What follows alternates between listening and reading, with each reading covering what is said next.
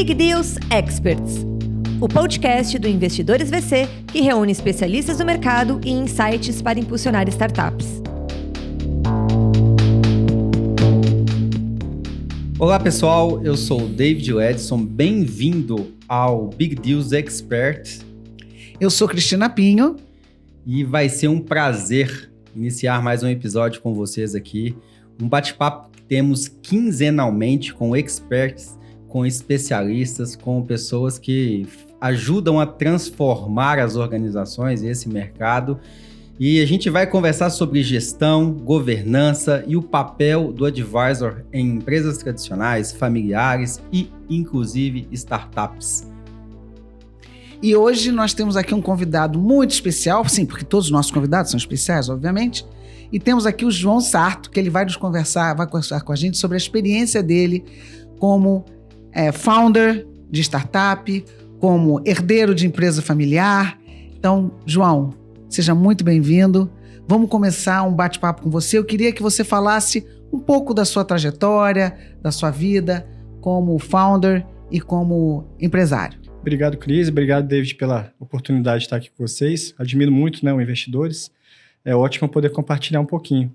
Bom, minha trajetória começa com 13 anos de idade. Meu primeiro emprego foi ali eu já empreendendo.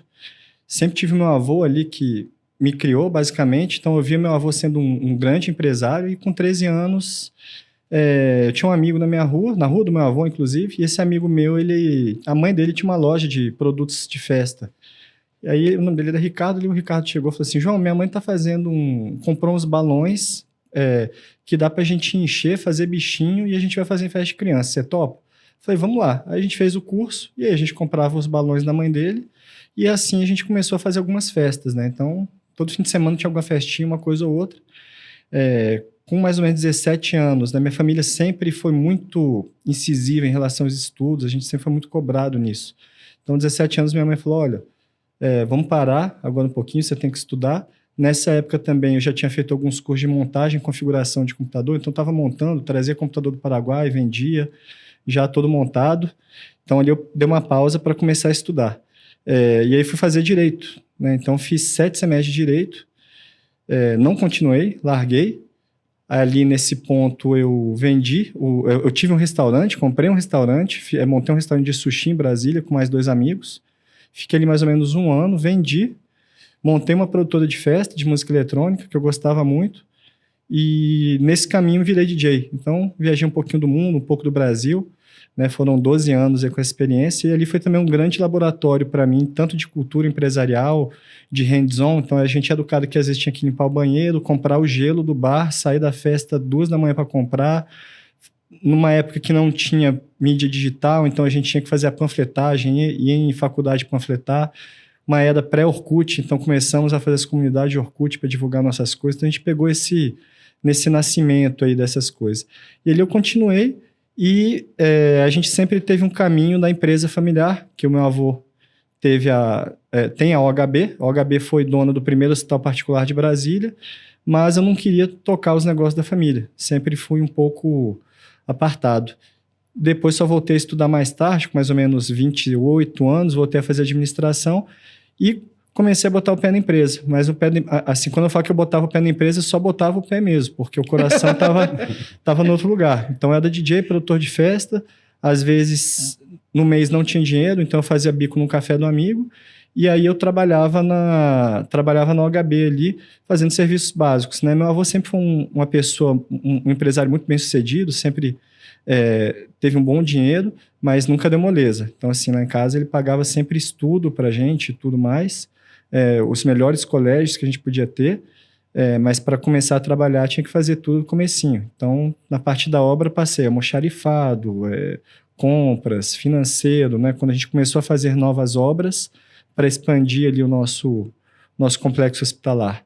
Então, nesse caminho eu tive uma bagagem muito rica e em determinado momento eu tive que falar, pô, estou estudando administração, tem um caminho imenso aqui dentro dessa empresa, principalmente um grande desafio de governança, e aí eu comecei a me engajar mais no negócio e aceitei, né? Acho que aquela adrenalina, o desafio, eu fiquei muitos anos me perguntando, pô, por que será que eu larguei minha vida de DJ que eu gostava tanto? E eu cheguei à conclusão que é adrenalina, né? Então, assim, são desafios de coisas difíceis, mas que você tem a capacidade de mudar.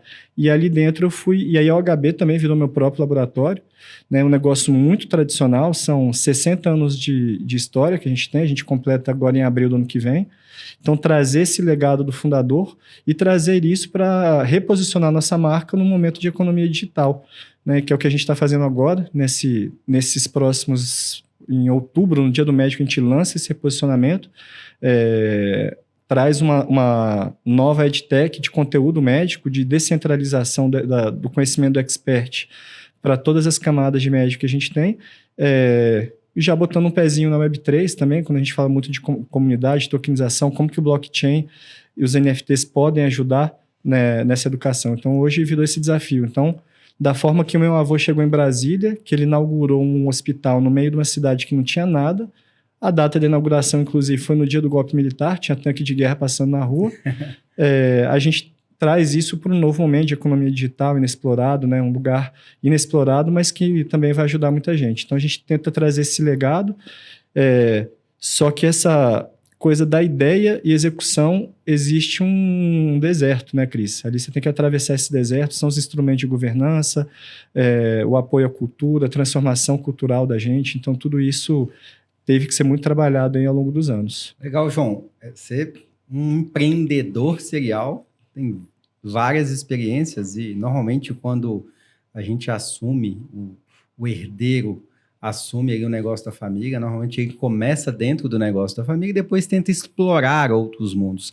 Mas antes da gente entrar nesse tema, nesse capítulo sobre empreendedorismo, sobre conselho, sobre gestão, explica um pouquinho melhor para o nosso público o que é o HB, o que vocês entregam, o que vocês ofertam e depois o como que vocês migraram e identificaram essa necessidade de trazer um pouco mais de tecnologia, um pouco mais de Web3.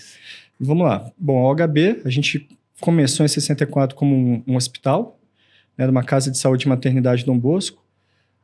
Meu avô funcionou esse hospital até 1984, foi uma operação de bastante sucesso, e ele arrendou para um grande player nacional. Infelizmente, esse grande player quebrou, e nesse caminho a gente levou um prejuízo, perdemos o hospital, mas como Brasília é tudo setorizado, a gente ficou com os ativos imobiliários no setor hospitalar de Brasília, que é uma área muito valorizada. Então, meu avô... Isso foi em qual ano, João? Isso foi em 84, esse player entrou na operação. Em 2004, mais ou menos, ali eles quebraram. Então, o quebrar, esse aprendizado aconteceu em 2004. Foi em 2004. E ali a gente teve que se reposicionar. Ficamos com os imóveis. Meu avô sempre foi muito austero com distribuição de lucros, então a gente tinha caixa e ele resolveu expandir o negócio imobiliário. Então a gente tem 25 mil metros quadrados que a gente se especializou em alugar para grandes players, e no nosso DNA também a gente acabou construindo nosso próprio prédio e construindo para os nossos clientes. Então nasceu a OHB Construtora também. Mas em 2004 você não estava ainda inserido no negócio, já estava? Não, tava desse jeito, era do quarto emprego. Então essa decisão, você não participou muito nessa decisão estratégica? Não. Foi mais do seu avô? Foi 100% do meu avô e do conselho, né? E do conselho. E que fique claro, o avô dele está vivo e trabalha até hoje. Até hoje, até sábado. Fantástico, muito bom. É inacreditável. Ô João, conta pra gente, nessa época você já tinha a dimensão do que era quebrar um negócio? Não, cara, não tinha. Isso veio depois que eu comecei a entender mais de números, trabalhar com pessoas mais qualificadas que eu. Então, assim, a empresa literalmente quebrou. Meu avô construiu esse prédio, teve que botar dinheiro do próprio bolso. Então, eu cheguei numa hora que a empresa estava quebrada. Então, a gente teve que fazer um trabalho ali muito de reformar todos os imóveis, os antigos. Tivemos que demolir uma parte antiga da gente. Tive que organizar essa experiência dos meus clientes que entravam dentro do prédio, que são pessoas idosas, pessoas fragilizadas, pessoas doentes. Então, a gente teve que fazer tudo isso. Foi um grande aprendizado. Então, aprendi muito de imóvel, aprendi a negociar muito imóvel. E aí, continuando um pouquinho disso que você me perguntou, David, quando foi em 2017, eu falei, meu trabalho aqui está acabando no OHB, porque assim, já está... Os metros quadrados são alugados, a gente já está com os prédios estabilizados. Eu sou um cara muito caro para ficar aqui na empresa, fazendo um trabalho basicamente de um bom síndico ali, né? Então, eu pensei, falei, ou a gente vai ter que mudar esse negócio, né? Ou eu vou ser da operação e os acionistas vão receber só o lucro, deixa a operação mais enxuta. E aí saiu a ideia da gente começar a fazer uma jornada de inovação e mapear alguns gaps do mercado que não são necessariamente o tratamento clínico, mas são gaps na saúde onde a gente poderia agir. Então, a gente fez uma jornada de inovação, a gente entrevistou mais ou menos 500 pessoas ligadas à saúde, desde o cara que era um auxiliar de portaria, auxiliar de serviços gerais, até os diretores de hospital. E a gente estratificou isso no segundo momento só para médicos. Então, fizemos entrevista de profundidade com mais ou menos 200 médicos e construímos ali o que seria uma plataforma, né? Então, seria uma maneira da gente ter novas receitas e realmente disruptar o nosso próprio negócio. Só que veio a pandemia, né? Entendeu? A pandemia travou, a gente quase perdeu alguns clientes, aí a gente teve que travar esse negócio. É interessante que na pandemia tinha uma frase do Mike Tyson que funcionou bem para todo mundo. Todo mundo tinha um plano, até tomar o primeiro soco. E aí transforma aquele plano em o que a gente vai fazer amanhã, não é mais os próximos anos. Mas antes de você continuar essa história, compartilha com a gente qual que é a leitura dessa primeira referência empreendedora, que era seu avô, e como que você viu e aprendeu durante toda essa jornada de vir de um negócio que estava quebrado para se reconstruir e depois começar a disruptar o mercado de saúde no Brasil. Ô, David, foi assim, eu sempre convivi muito com meu avô, né? Então, quando eu era bem pequenininho, eu queria ser médico. Mas depois eu entendi que eu gostava... Aí, quando eu vi ele lendo aqueles livros, os corpos abertos na frente, eu falei, não quero fazer esse negócio, não. Né? Então, eu comecei a enxergar meu avô muito como empreendedor.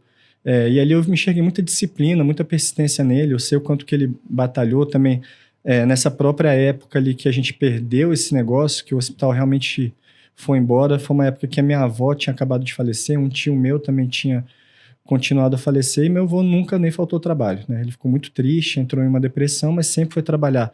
Então, a primeira lição que me trouxe o empreendedorismo é ser disciplinado, não jogar a toalha em qualquer momento, né? Seu avô tinha, pela característica dele, muita resiliência também, né? Muita resiliência. Mas você também já tinha quebrado, né? Não, já tinha quebrado. Meu restaurante, eu saí... Viu? Nesse caminho, tive 2 restaurantes, também quebrei, várias festas eram erradas. Mas me conta o seguinte, você acha possível você ser um bom empreendedor se você não tiver quebrado? Alguma vez na vida? Eu acho que existem raríssimas exceções. Mas talvez essas raras exceções também, um dia que ele levar o soco, como o Mike Tyson fala, talvez esse cara não esteja preparado ali para aguentar essa trancada, né? E se ele tiver muito alto, a queda ainda é maior. Porque quando a gente quebra ao longo de uma trajetória, você quebra num determinado nível de quebradeira, né? Então você, tá bom, levanto aqui e aprendo, levanto aqui e aprendo. Quer dizer, você não ter essa sorte de quebrar ou de não ter esse problema, esses desafios ao longo da sua carreira. Chega num determinado momento muito alto e você sofre isso, eu acho que deve ser muita dureza, né? E ele sempre, mas você sempre falou, ele falou, um dia que você estiver lá no alto, você lembra que você vai ter que descer, né? E aí tem um amigo nosso também, que ele fala que esse cara é um ótimo estrategista de marketing, o Rodrigo Noll, ele fala isso, ele escala, né? Ele é um grande... ele faz o esporte ali de alpinismo e tudo, né? E ele fala isso, cara, quando eu cheguei no topo da montanha, eu lembrei que eu ainda tinha que descer, né? Então, eu lembrei muito do meu avô falando isso, falou, não acha que ali você tá confortável quando você estiver ali em cima, porque quando você estiver lá em cima, você tem que descer, né? Que foi o caso dele. Então, teve um hospital rentável e tudo, então quando ele estava lá em cima, ele teve que descer. Né? Então, teve que reposicionar o negócio, né? Então, Mas aí quando você fala nessa condução do negócio, David, assim, como transformar um negócio tradicional, tem vários desafios, né? Você tem o próprio desafio do modelo mental, né? Que isso tem que ser materializado na nossa cultura. Então, como é que eu vou pegar uma empresa familiar, primeiro, como é que eu vou trazer essa empresa familiar e fazer virar essa chave para ser uma família empresária? Né? Segundo, Brasília. Brasília é uma cidade que ela vive do funcionalismo público, a gente tem vários aspectos bons na cidade, uma cidade muito organizada, mas basicamente a gente aprende a fazer o que está dentro de um estatuto.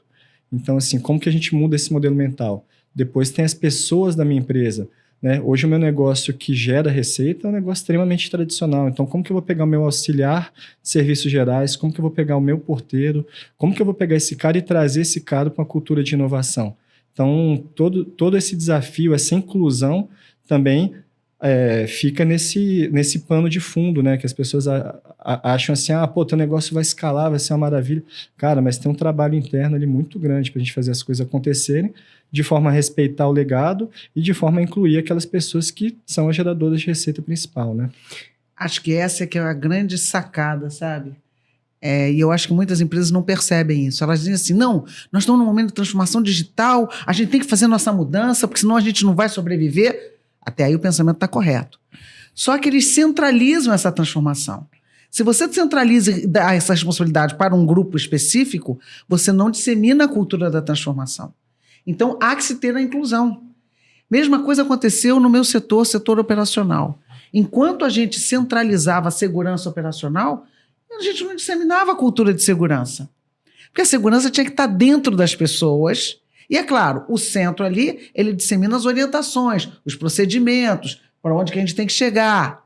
Mas se isso não tiver ali, no sangue das pessoas, não vai. E inovação é a mesma coisa. E aí elas vão se sentir incluídas na medida em que elas dão a ideia e a coisa acontece. Você reconhece a partir da implementação daquilo. E é óbvio que isso só acontece também porque o CEO, no caso você, tem na cabeça o seguinte, como é que eu vou fazer se quem sabe esse processo é essa pessoa que está ali na frente?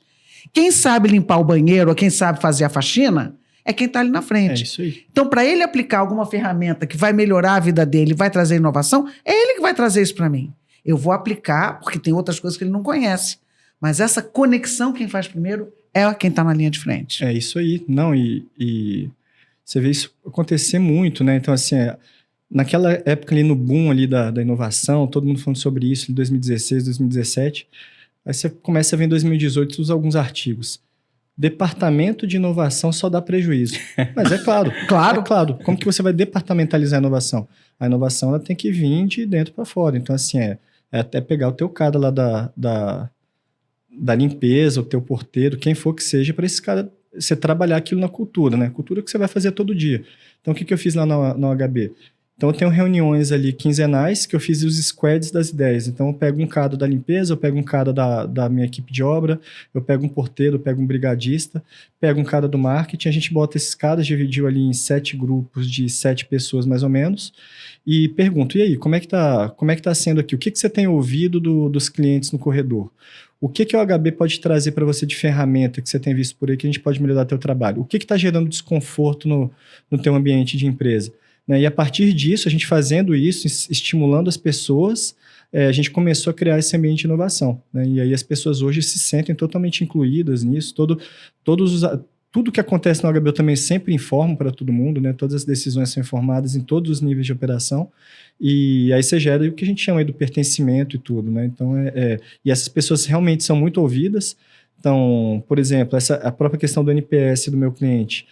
O cliente não responde NPS direito, mas eu consigo ter esses ouvidos para saber o que o cara está precisando. Então, a gente teve um aumento no NPS depois que a gente começou a fazer isso. A gente conseguiu ver falhas que a gente não conseguia ver numa pesquisa ali, que o cara não estava muito afim de fazer, né? Então, entender essa jornada do cliente e ter a inteligência de trazer isso e manter isso ali todo santo dia, né?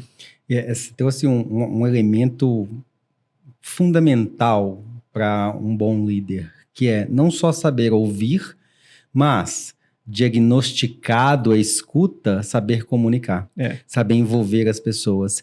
E a Cris, ela fala algo que eu tenho aprendido muito, que é adaptabilidade. Se a gente soma tudo que você construiu ao longo do tempo e aprendeu, que são o seu chá ali, conhecimento, habilidade, atitude, mais adaptabilidade de acordo com o contexto que você vive e vem vivendo, você consegue gerar transformação e consegue, através disso, trazer inovação. Isso aí. E esse é um grande desafio dos dias atuais. E quando se fala de saúde pública, de hospitais, o desafio é ainda maior, porque quando a gente fala dos grandes centros, Einstein e outros hospitais, Mater Dei, né, em Belo Horizonte, a gente conta 2, 3, 5 em meio a centenas, milhares de hospitais nesse Brasil. Como que você está vendo essa transformação, não só no negócio, mas das pessoas, para poder conseguir fazer essa disrupção no meio da saúde? Hoje a gente tem uma carga pesada, a gente está passando por uma grande crise dos planos de saúde, tem muita gente fechando porta, inclusive a própria OHB, a gente perdeu um bom potencial cliente que entraria e perdemos um cliente também que é do Rio de Janeiro, que também por conta do não pagamento do plano no prazo certo, arrebentou o fluxo de caixa deles.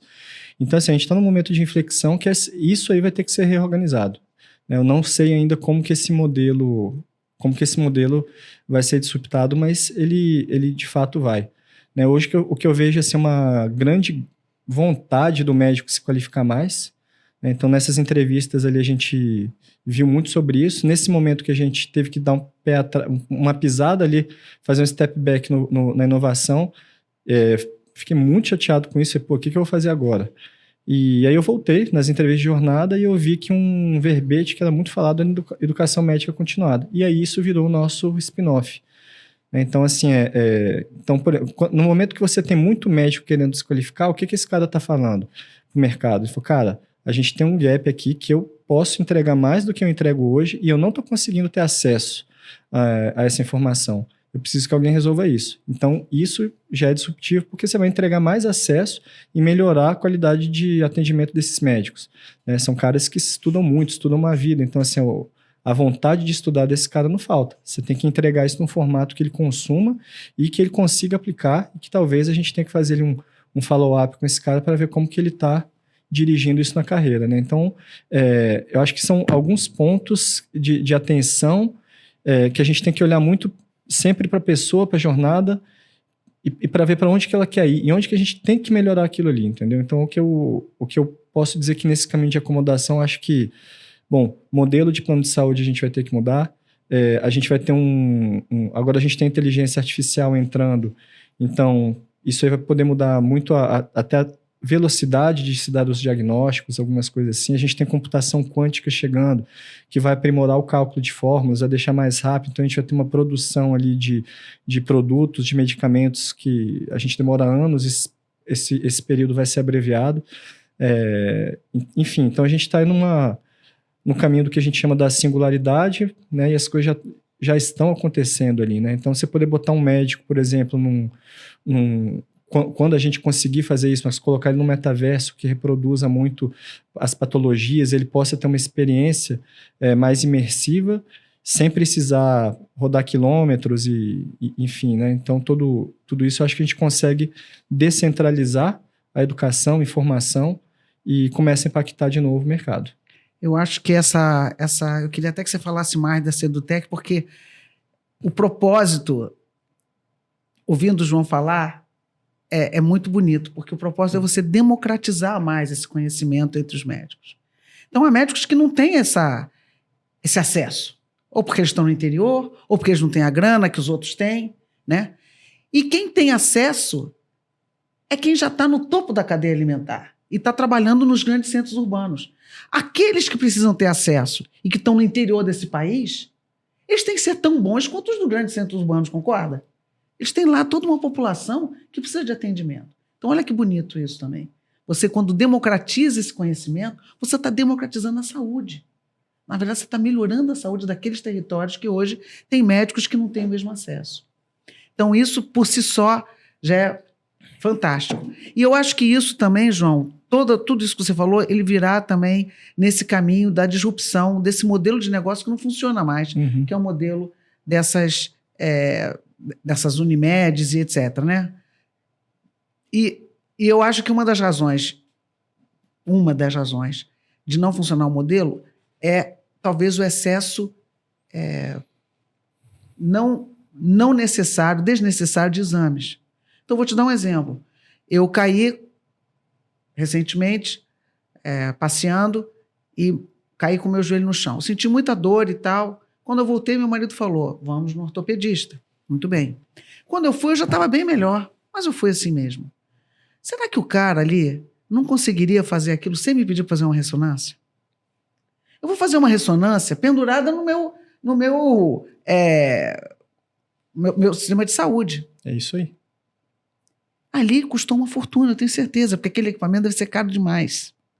Então, com a inteligência artificial, com a democratização do ensino e etc., com a rapidez, talvez a gente também reduza esses custos e, consequentemente, a gente consiga, então, distribuir melhor esse atendimento.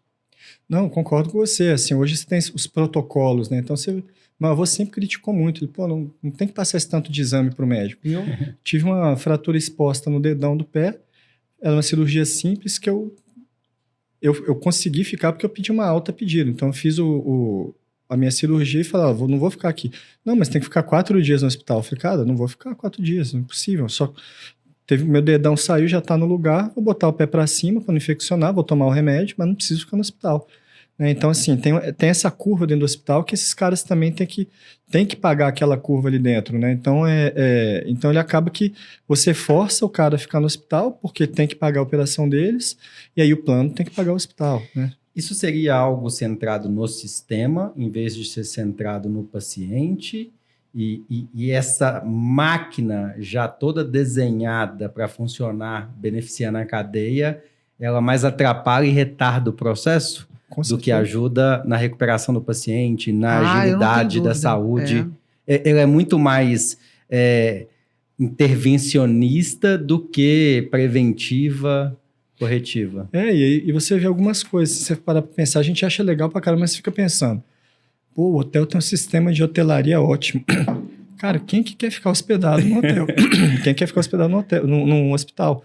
Então, assim, são maneiras de se aprimorar um CX do cara, mas na verdade aquele cara nem tem que estar ali.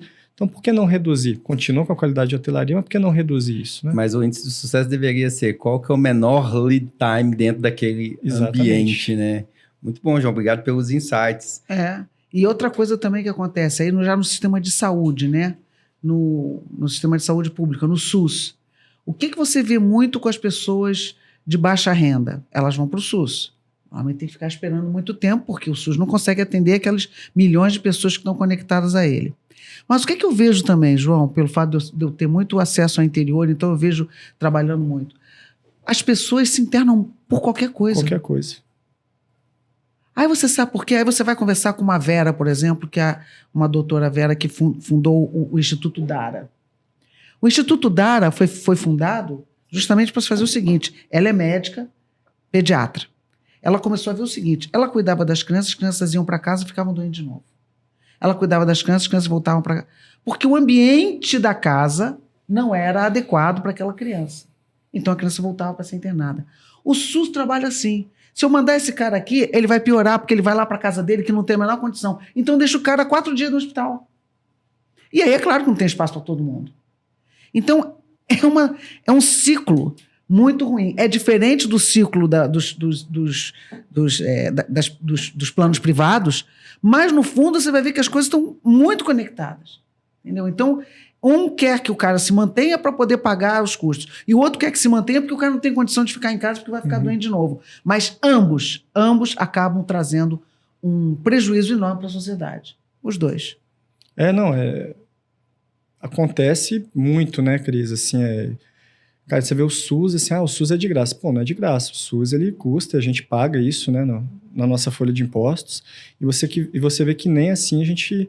E é um sistema, assim, muito elogiado no mundo, mas você vê que mesmo assim a gente tem gaps enormes sobre isso, né? Então, principalmente quando a gente vai para o interior do Brasil, que não tem acesso médico, né, que era uma outra coisa que a gente mapeou.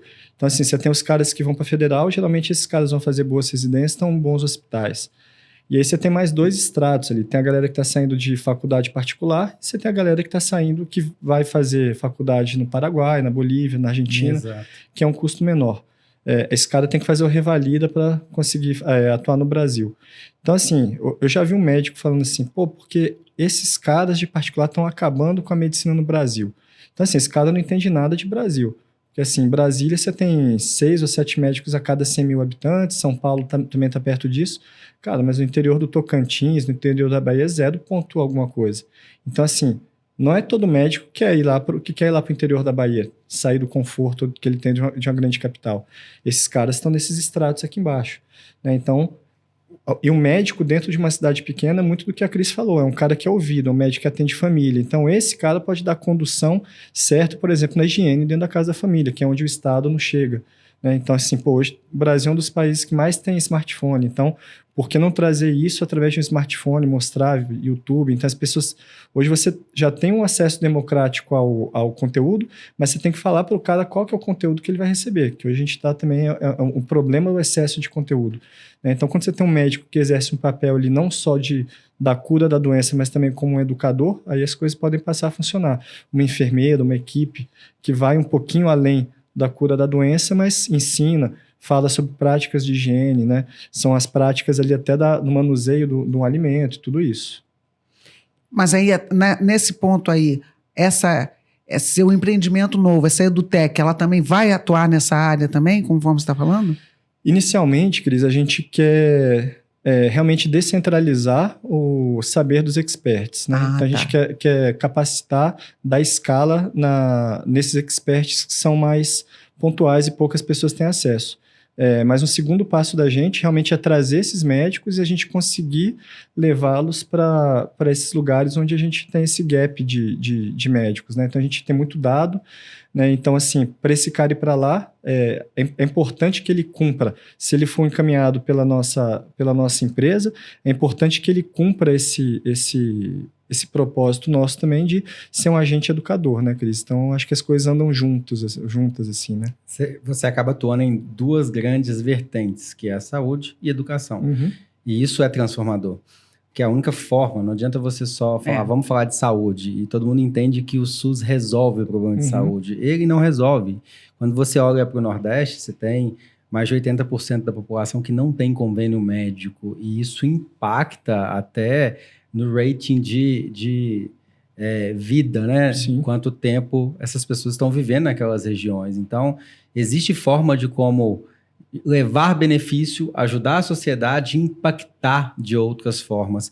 Como que vocês têm visto essa iniciativa em âmbito Brasil? A gente tem percebido apoio, o mercado está comprando, os médicos estão entendendo, as instituições de ensino estão entendendo, os hospitais, a cadeia como um todo consegue absorver essa transformação que vocês estão buscando?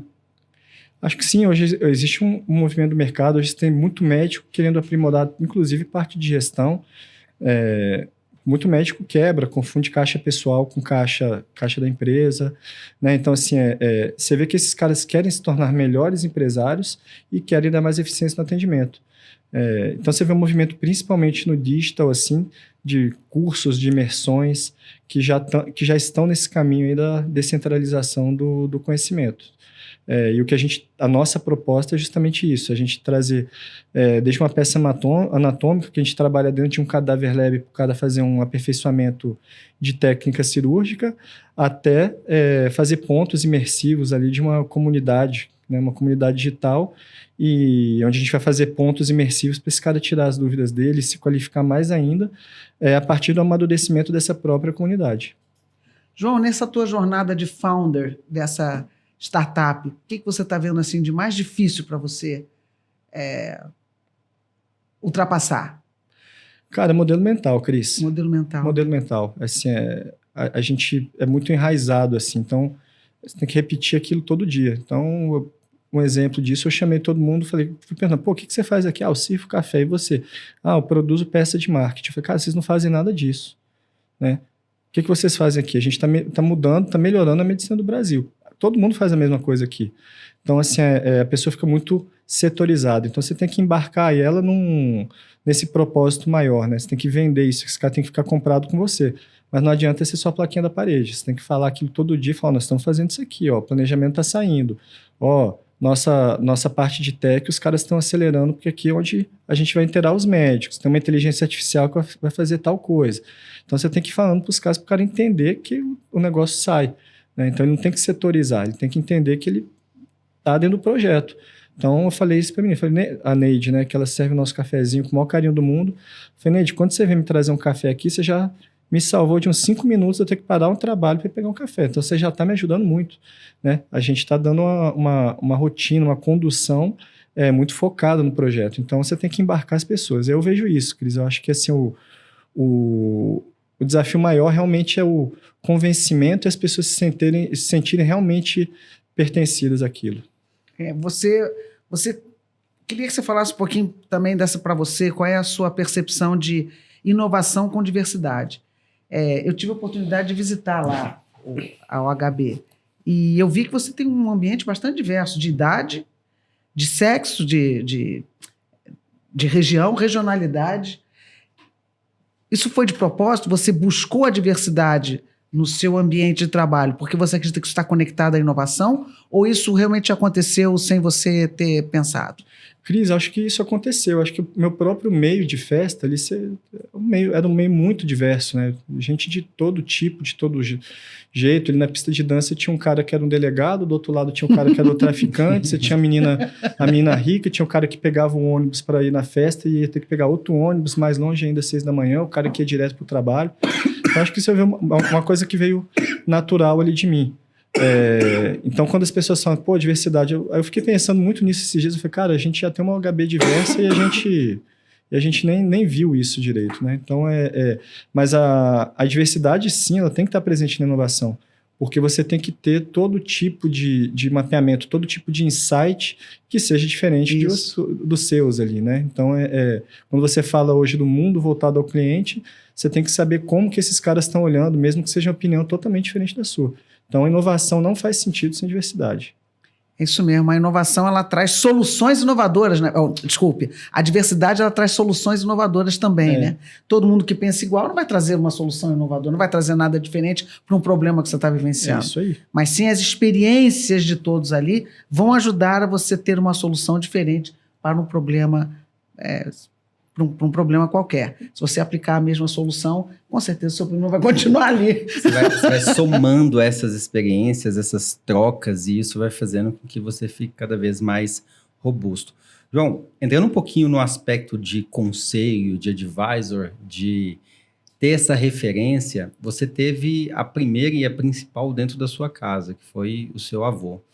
E como que foi isso para você? Você olhava para cima, para o lado, era alguém que você se espelhava, era alguém que te ensinava de formal e informalmente nos momentos profissionais, não profissionais, e você evoluiu muito, se espelhou muito. Hoje você adquiriu a sua própria bagagem, a sua própria experiência, e você participa de conselhos que tem outras pessoas. Conta pra gente um pouquinho como que é esse mundo, partindo dessa perspectiva. Como que você enxerga essa contribuição dele? Sim. Bom, David, o que acontece? Quando a gente fala no conselho, são pessoas que elas vão ali checar aprovar um planejamento estratégico, checar com o CEO se o cara está conseguindo fazer o trabalho. Se ele não tiver, as pessoas vão dar um suporte para ele falar, opa, vamos ver o que está acontecendo, como que a gente pode te ajudar. Mas a gente tem que chegar nesse objetivo. Então, assim, a gente tem uma empresa familiar, né? E eu estudei muito sobre empresas familiares. Assim, na minha experiência, o que eu vejo? Às vezes, os conselhos dentro da empresa, eles têm um peso muito grande de pessoas da própria família. E não necessariamente essas pessoas estão qualificadas. Então, assim, hoje você tem um dado da PwC que, assim, somente 7 em cada 100 empresas de família, quando a sucessão é feita da primeira para a terceira geração, sobrevivem. Então, é muito, muito pouca coisa, né? A virada crítica é na terceira, né? Na terceira. Na primeira tá tudo bem, na segunda também, porque o pessoal tá olhando para a causa, então você abraça a causa do fundador. Chega na terceira, aí o negócio começa a ficar meio assim, e na quarta acabou. Por quê? Porque a causa se desfez. Ali o projeto... Perdeu o propósito? O propósito do fundador se perdeu, isso mesmo. Que é o que a gente chama do legado, a perpetuidade do legado. Isso. As pessoas não compram esse legado, né? E nas famílias, assim, é uma tendência grande das empresas de família, às vezes, resolver os problemas ali emocionais dentro de uma mesa de conselho, que isso não pode acontecer. Então, assim, o que eu vejo, assim, o que a gente tem uma coleção de erros das pessoas que são impulsionados por uma bagagem emocional negativa, e aí você afasta a profissionalização do conselho. Então, a governança é muito importante. Então, não tem problema as pessoas da família participarem, né? Desde que, o cara quer ser executivo, a gente tem um playbook aqui. Esse executivo tem que ter tais skills aqui. Então, esse cara vai ter que entrar. Então, você tem casos interessantes de empresa que o cara fala, da família não pode entrar. Ele bota um CEO ali na empresa, só que esse CEO, por mais que fosse muito competente, era um cara que não conseguia reproduzir o legado do founder ali dentro. Então, voltaram com um CEO que era da família e o negócio prosperou. Mas também você vê muito caso contrário, que entra um cara da família, não quer sair de lá, né? Então, assim, a densidade de talento da empresa também fica muito reduzida, porque às vezes você tem um cara que não é tão competente. Mas quando esse cara não é competente, você tem alguém que está trabalhando para ele ali dentro. E aí você não eleva esse cara na carreira, por exemplo. Então, você gera um desânimo, desmotivação do seu time. Né? Então, acho que a gente tem que olhar muito para a governança com muito carinho. Quando a gente fala de startup, por exemplo, a gente tem o que? Acho que são quase 23 mil startups hoje no Brasil. Então, quantas ideias boas, os caras com boas capacidades, com uma ótima capacidade de execução, mas o que dá errado? Governança. É um acordo de sócio mal feito, né? Aí o cara vai entrar com um venture capital ali, o valor da empresa reduz muito. Por quê? Porque o cara nunca teve uma boa prática de governança. Então, eu acho assim, hoje eu vejo até assim, antes de você ter sócio, tem o seu conselho, né? Eu acho que essa é a principal bagagem que eu consigo carregar desses meus anos. Isso é muito legal. Eu tô começando a trabalhar mais agora também com famílias empresárias e pessoas que são que é a própria família, né? Então, tem algumas amigas minhas que são herdeiras, né? E nós saímos agora de uma jornada no Reino Unido, onde uma das palestras foi de um senhor que é o filho, né, a segunda geração do founder, né? Então ele falou lá e tal, tudo que eles estavam fazendo, isso é uma empresa grande lá no Reino Unido. Ele falou, não, na minha empresa, cunhado não tem voz. Aqui a gente não... Eu ri pra caramba, assim, internamente. Tá todo mundo sério, né? Mas eu assim, não, aqui o cunhado não manda nada. Aqui o cunhado não tem voz nenhuma. Olha que interessante. Aí tá bom, né? Mas o cunhado existe, né?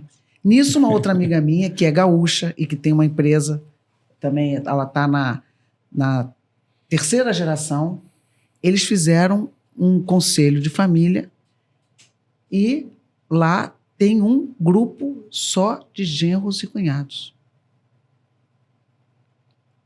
Não adianta você dizer que não tem voz, né? Então ali, como é que você dá voz a essas pessoas de forma que você não prejudique o negócio? Então ela falou isso, não, Cristiano, nós temos um conselho de genros e cunhados. Eu fiquei surpresa.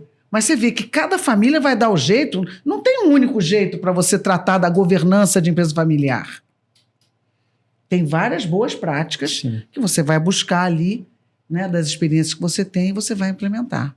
E assim, né, Cris, o herdeiro, por exemplo, os herdeiros lá da OHB são os meus tios e minha mãe, né? Então, o herdeiro é uma obrigação legal que ela existe. Herdeiro é obrigação. Sucessor é uma opção. Ela tem que ser bilateral. Ela vem do fundador e aí outra pessoa tem que aceitar, né? Então, quando a gente fala a sucessão é uma escolha, né?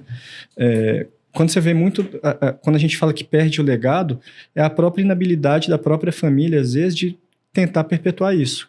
Então, o cara tem que entender que a família é empresária, mas olha, vamos botar aqui, a gente tem um conselho de família, que esse conselho de família ele é apartado do conselho de administração, mas o conselho de administração vai sempre ouvir o conselho de família, trazer os interesses da família e dos acionistas aqui da família, e a gente vai ter que transportar isso para um planejamento estratégico aqui da empresa, né? De forma que o negócio não quebre. Então, não pode ser um negócio... Aqui não...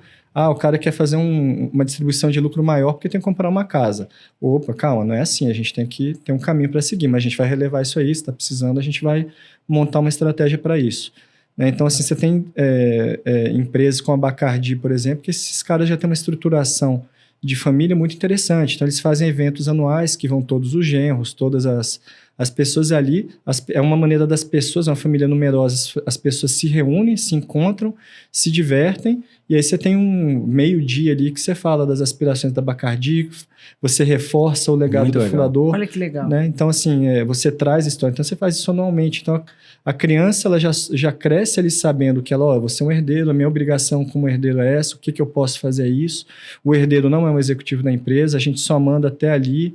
Né? Então, assim, você já nasce, a pessoa já é criada sabendo dos limites, até onde ela pode ir, desses jogos societários que acontecem, de movimentação do mercado, e aí você deixa a tua empresa mais estruturada, né? Então... Seria maravilhoso para a nossa economia se esse tipo de conhecimento fosse mais disseminado. Porque hoje, mais de 60%, 70% da indústria das empresas no Brasil são oriundas de empresas familiares. e não se tem esse conhecimento das possibilidades. Todo herdeiro, ele tem, por default, aquela imaginação que ele vai ser o sucessor. E isso não é uma verdade. Ele, na verdade, quando ele chegar numa determinada idade, ele nem sabe se ele vai querer, de fato, ser o sucessor daquele negócio, daquele business. E quando você traz que já temos organizações maduras suficientes para, vamos falar de planejamento estratégico, mas nós vamos usar esse momento para o encontro da família, renovar os votos, mas também falar como o business está se desenvolvendo. Como que você está vendo isso? Não vou entrar no aspecto só da saúde, mas na gestão familiar no Brasil. Você tem percebido essa evolução, esse amadurecimento para buscar essa organização mais sólida? Tenho sim. A gente tem... Bom, primeiro a própria questão de governança. Quando a gente... um aspecto positivo de você trazer o ESG é uma reorganização dos próprios conselhos para ter essa pauta, né? Então, a pauta da governança ela está muito, muito evidente hoje. Então, tem muita gente se qualificando para ser conselheiro de empresa. Então, pode ser um cara que é um conselheiro de empresas familiares, por exemplo. Você vê várias instituições, por exemplo, a Fundação Dom Cabral, o INSPER, trazendo cursos ótimos, né? Já fui em alguns deles também, cursos ótimos falando sobre a governança de empresa familiar. E aí, quando você vai em família, hoje um dado também que veio da PwC, que acho que são 85% das empresas hoje têm perfil familiar. Então, assim, só que você tem que destrinchar isso. O que é pequena e média empresa, o que é grande empresa, né? Quais são os instrumentos mais adequados a cada uma. E eu acho que hoje a gente está tendo esse debate, né? As pessoas estão se preparando mais e olhando mais com carinho para o negócio, que invariavelmente a gente vai gerar mais sustentabilidade para essas empresas, né? Eu concordo com o João. O que eu vejo também no ambiente que eu tenho é que está existindo mais uma maturidade por parte das empresas familiares da necessidade de uma governança mais profissional. Então, justamente por um problema que afeta todas elas muito mais do que qualquer outra empresa, que é a sucessão. Então, as empresas familiares elas são muito vulneráveis à sucessão. E justamente por quê? Porque ao mesmo tempo que é uma força, que é o propósito, ela, ao mesmo tempo, também pode se transformar numa grande fraqueza, que é perder o propósito, que é o grande elo que mantém ali a empresa familiar. E sobre esse assunto de propósito, João, eu queria te provocar aqui, porque eu vejo hoje as empresas, né, as empresas privadas, está todo mundo procurando, eu preciso do meu propósito, porque senão eu não consigo atrair gente nova para trabalhar comigo. Mas, veja, startup, empresa familiar já nascem com isso, né? Ela nasce, a semente já é o propósito dela própria, né? Então, assim, na nossa empresa, por exemplo, como que eu vou transportar esse legado para uma startup? Então, você tem todo ali um storytelling, mas por que você tem um storytelling que eu tô fazendo isso? Porque você conecta, dá humanidade para a história e as pessoas começam a assimilar aquilo de forma mais carinhosa, de forma amorosa e compram, né? Ficam comprados com aquilo, que é uma história verdadeira, o que aconteceu, né? Então, vamos trazer isso para a gente replicar aqui na nossa startup, né? Então, assim, por isso que o negócio não pode se perder, né? Por isso que eu falo que, assim, o legado ele tem que virar a cultura da tua empresa, o que você vai falar todo dia, o que você vai defender todo dia, porque senão ele realmente vai ficar perdido. Muito bom. E é a mesma coisa que acontece com instituições sem fins lucrativos, viu, gente? Se você se perde na causa, você perde os associados, você perde ali... Então, o propósito de instituições sem fins lucrativos tem que estar muito, muito claro e bem comunicado. Porque senão aqueles associados lá atrás que abraçaram aquela causa, você vai perdendo eles ao longo do tempo, porque você se perdeu na sua causa. Como é que você se perde na causa? Quando você abraça projetos que não tem nada a ver com a causa, quando você vai por um caminho que você já está andando por outras coisas que também não tem nada a ver com a causa, entendeu? Você faz um planejamento estratégico que não tem nada a ver com a causa, então o seu funding passa a não ter nada a ver com a causa. Então, obviamente, que aí você se perde. Então, assim, propósito, causa, são coisas extremamente importantes para qualquer modelo, eu diria, de negócio, né? O que dá clareza, né? O que dá clareza à comunicação é o teu propósito, é o que dá o direcionamento, é o que dá o norte para o executivo, é o propósito. A decisão tem que ser tomada em cima daquele propósito da tua empresa, né? Então, ali dentro, a gente tem que dar lucro, mas a gente tem que atender bem, tem a jornada do cliente mais... que a gente tem que olhar muito mais para o cliente, então todas as suas decisões têm que ser voltadas para aquilo. Você consegue balizar melhor, explicar melhor para as pessoas e elas conseguem... Aí sim que essas pessoas vão ficar compradas com você, porque você tem clareza de decisão. Ô, João, e qual que, na sua visão, é a importância do conselho para sustentar esse legado? E dos conselheiros? Porque você trouxe um elemento fundamental. Às vezes você tem uma composição de conselheiros que são só da família. Então você não tem... A gente fala muito de diversidade. Mas tem diversidade, tem homens, mulheres, mas da família. Uhum. Você não tem uma amplitude diversa que questione o status quo, que tire as pessoas da zona de conforto, que traga algo novo para a mesa. Como que você vê isso hoje nos negócios que você está envolvido? Cara, eu vejo que o conselho tem um papel muito importante na execução de planejamento estratégico. E principalmente num ponto de vista externo. Porque às vezes o cara que é o executivo, ele está olhando muito da porta para dentro. Esse cara, às vezes, ele tá muito focado na operação, na eficiência operacional, porque é o papel dele. Mas, às vezes, você tem alguma coisa ali que pode dar uma mexida que ele não está enxergando, né? Então, assim, quando você traz pessoas de fora, esse tipo de coisa. Então, assim, fazer esse mapeamento, ter esse olhar externo, trazer ferramentas novas, ferramentas mais modernas e, principalmente, gente que já esquentou mais cadeira que você, né? Pessoa com muito mais cabelo branco, para poder falar, cara, não vai por aí não. Só dele falar, não vai por aí, você já salvou já algo a ser refletido, né? Você falou, opa, peraí, tem algo aqui que eu não conheço. Exatamente. Né? Legal. O que você aconselharia a não fazer na contratação de um conselho? Não fazer na contratação de conselheiros ou num convite a conselheiros para fazer parte de uma organização que você atua?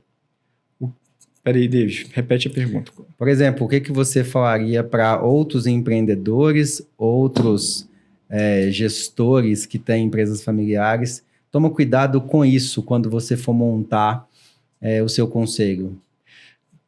Cara, assim, hoje eu vejo muita gente fazendo curso para ser conselheiro, mas o cara nunca teve nenhuma empresa. Então, assim...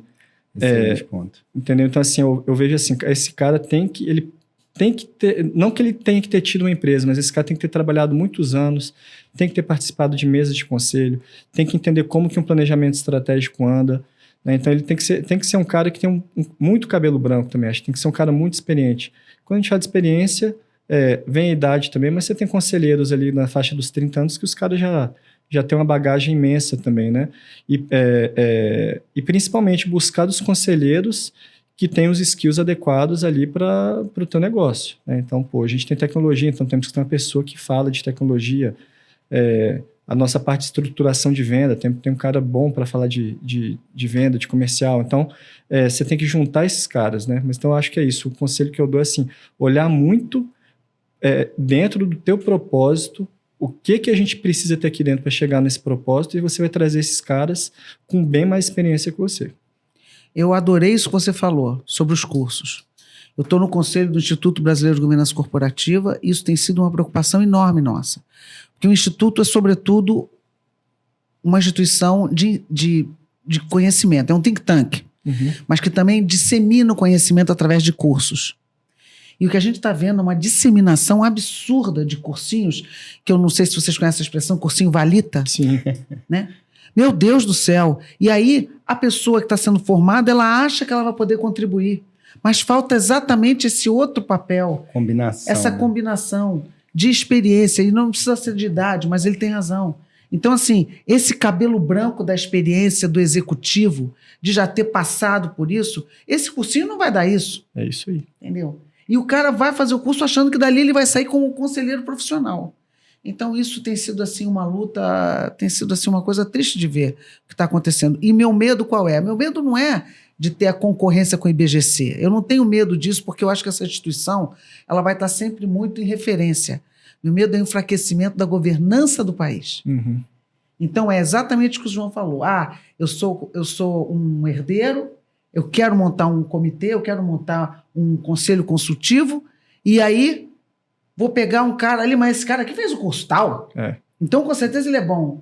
E aí, então, ele passa a desacreditar. Aquele cara não vai ser bom, e ele desacredita de que a governança é uma boa ferramenta. Ou mesmo aquele cara, o founder da startup, que a gente tem que quebrar esse preconceito que muitos deles têm com relação à governança vai me atrapalhar? Governança vai ser um peso para mim? Mas se você pega realmente um advisor ruim, vai ser mesmo, né? Educação é um combinado, né? A sua experiência, a sua jornada, o que você viveu, aquilo que você acertou, aquilo que você errou, somados com essas formações. Mas concordo, em número, gênero e grau. Quando a gente começa a achar que fazendo um cursinho de 2 dias, um dia, eu vou resolver o problema de todas as empresas do Brasil, você criou um outro problema. Porque você começa a baixar demais a régua, se torna uma referência, e aquela empresa que às vezes te contratou, ela nunca mais vai acreditar que se ter uma governança é importante, porque ela teve uma péssima experiência. João, olhando para isso e olhando para o futuro, você vem trabalhando em tecnologias de ponta, vem pensando em como disruptar esse mundo, e conta pra gente o que vocês estão fazendo de diferente, e se puder compartilhar detalhes, a gente vai ficar bastante feliz. Cara, em 2017 eu fiz uma pós em inovação e tendência. A gente falou muito de comunidades, né? Então, como essas comunidades digitais iriam afetar o mundo, né? Então, afetar mesmo até a própria caracterização de uma persona no marketing, tudo isso. Você passa de uma persona, que é o cara que recebe XYZ, mora em tal bairro, tem tal idade, mas aí quando você vai para o espectro de comunidade, de tribo, esse cara é um cara gamer, cara que gosta de charuto, anda de moto, então tem uma série de coisas que unem esse cara que não necessariamente entram nessa personificação da persona. Né? Então, assim, eu já estava olhando um pouco para isso das comunidades, e aí quando a gente fez o spin-off do negócio para trabalhar com educação médica, eu falei, cara, a gente vai ter que fazer esse negócio como uma gestão de comunidades, onde a gente vai entregar, vamos pegar o expert e fazer uma gestão de comunidade de 1.000, 2.000 médicos, e a gente tem o desafio de cutucar e acender essa comunidade o tempo inteiro. Quando você fala de da Web 2, por exemplo, a gente fala muito de plataforma, como o Uber, o Airbnb. Então, é uma dor de mercado que foi resolvida através de uma plataforma ali que resolve essa dor. Ali você também, é um lado bom, mas você tem um outro lado ali que ficou tudo muito mecânico. Então, você teve um afastamento do cliente ali nesse momento. Né? Quando você fala de Web3 de comunidade, então, assim, além de você resolver a dor, você gera oportunidade para esse cara. Então, assim, você pode... O teu entregável é muito mais dinâmico. Então, às vezes, você está enxergando aquele amadurecimento da comunidade, você já está começando a ter uma relação de entregáveis que já vão evitar que esse cara tenha uma dor no futuro. Né? Então, então, a gente tem olhado muito isso para a gestão de comunidades digitais e de como que o blockchain, o NFT, né, que assim, é um desafio, a gente não sabe para onde está indo, então a gente está muito conectado nisso para ver como que a gente vai fazer esses entregáveis a partir disso. Né? Tudo fala, esse negócio não vai funcionar, mas assim, quando veio a internet também, eu não preciso, eu já mando carta, eu já... lembro do meu avô falar, internet, eu já leio o jornal, para que eu vou ler na internet? Né? Então, assim, virou o que virou. Então, eu vejo isso, esse desafio da gente transformar, pegar essas ferramentas, transformar em entregáveis, consistentes, e geração de oportunidade para esses casos, sem que eles sentam essa dor para ser resolvida ali na frente. Muito bom, João. A gente está caminhando para os finalmente aqui. Qual que seria aquela mensagem que você deixaria para o nosso público sobre conselhos, sobre empresas familiares, sobre inovação? Qual que é aquele recado que seria importante para todos eles, assim, que vão ouvir um dia no carro, no avião, ali no dia a dia, e vão falar, opa, peraí, essa mensagem do João me ajudou a repensar a minha vida e num dia, talvez no futuro, ser um conselheiro. Cara, conselho, né? Falando em conselho de administração. Antes de ter sócio, tem conselho. Essa aí... Gostei disso. Antes de ter sócio, tem conselho. Você até estava falando isso hoje com o João Olivério, lá do G4. A gente estava falando exatamente isso, né? Antes de ter sócio, tem conselho. A parte do conselho familiar é sempre saber como que você vai fazer a transformação da empresa familiar em uma família empresária. Né? O conselho é muito determinante para isso. Então, você também saber dar ouvidos à sua família, mas você também tem que ser o cara que tem a caneta na mão, que vai ter que fazer o que tem que ser feito. E muitas vezes isso não vai agradar a todos. Né? Então, a empresa tem um objetivo que não são os objetivos pessoais e às vezes nem são os seus objetivos próprios. Então, acho que esse é um outro insight que eu posso dar. E um terceiro sobre inovação nunca departamentalize a inovação. A inovação... ela tem que vir todo dia, né? Todo dia ela tem que ser feita ali não na tua mesa, mas no teu espírito, no teu time. Então, traga esses instrumentos de inovação, faça sessões de design thinking, de brainstorming com o seu time, coisas constantes, né? Ouça muito o pessoal de dentro de casa. Muito bom. Muito bom. Bom, gostaria de agradecer, João, pela participação, Cris, por mais um bate-papo fantástico. Como que a turma te encontra, João, nas redes sociais? Cara, pode me encontrar no meu LinkedIn, João Sarto, ou também no meu Instagram, João Sarto. Não tem falha.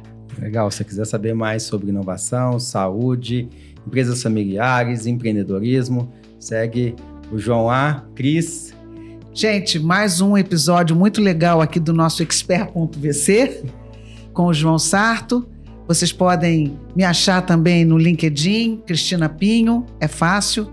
No Instagram, Cepinho58. E aqui vamos nos despedindo e aguardem o próximo episódio com mais um Expert.vc, um super convidado aí no futuro próximo. Legal, pessoal. Vocês me encontram em todas as redes sociais como David Ledson. Segue lá o @investidoresvc, você vai encontrar lá as imersões de investidores, advisor e o Founders, que são produtos da casa, que vai te ajudar muito nessa sua jornada. Até mais!